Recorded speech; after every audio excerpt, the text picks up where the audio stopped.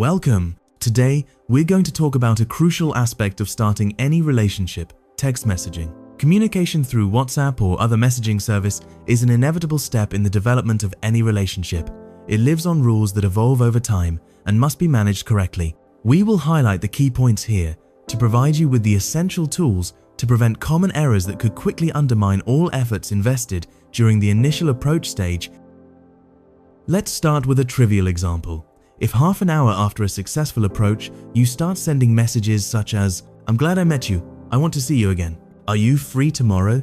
And having received no answer, the next day you write to her, "Hi, I don't know if you've read my messages. I'd really like to hear from you again." It is very likely that she will no longer respond, even under torture. And it is of little use that you wonder why by thinking back to the beautiful, fluent, and relaxed conversation of the night before, because you have just made a very serious mistake. You have shown that you are needy. While you think that you have been clear and enthusiastic, she perceives insecurity and need. Below, we will analyze the topic of messages in a logical way, illustrating the basic rules to follow. But before starting, it is essential to define 3 fundamental rules. First, it is not through messages that a relationship is built. Messages are a bridge, not the final destination. Second, a balanced person does not develop feelings through text messages. Feelings grow in the real world with presence and connection, not with emoticons. Third, the purpose of messages is not to make conversation, but to create the conditions to go out together and get to know each other. Therefore, your goal is not to revive a past conversation, except for references aimed at refreshing the moment of the first meeting and giving rise to the desire to see you again calmly. If you have been particularly good and effective when asking for the phone number, you will have said something like, "Now I really have to go, but I'd like to continue this conversation with you. Let's exchange phone numbers." And, during the exchange, "Maybe we'll meet for a coffee, shall we?" If she says, "Okay, with pleasure," a short exchange of messages within 24 to 36 hours will be enough for you to quickly get to the point and define the time and place of the meeting. Asking for an appointment at the same time as the telephone number will simplify subsequent communication by message, as it will be reduced only to an exchange of logistical information, where and when. If you haven't been so efficient, you will have to use your imagination, strictly avoiding generic messages such as, "Hi, what are you up to? How did the evening go?" That is, the type of messages that 99% of men use to send. Always remember that the person who gave you her number the same evening may have given it to other people like you, and maybe even the night before. And that in her head you are a brilliant and nice guy, and as you asked her for the number, you asked other women. This is enough to make you understand why, with a "What are you up to?" you will not get anywhere.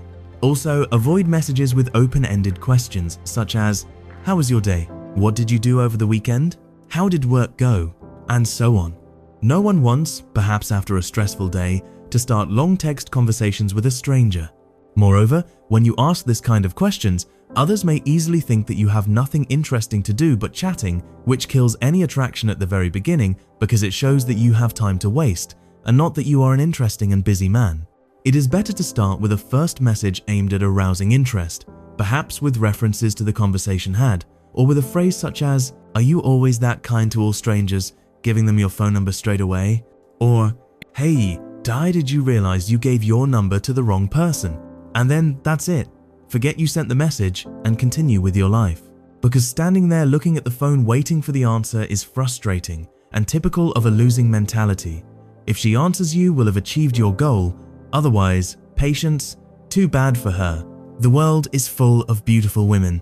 She must have had her reasons for not responding, and none of those reasons are up to you, so you can quietly turn the page. Your self-esteem doesn't have to depend on an answer to a text message. So remember, messages are not for talking.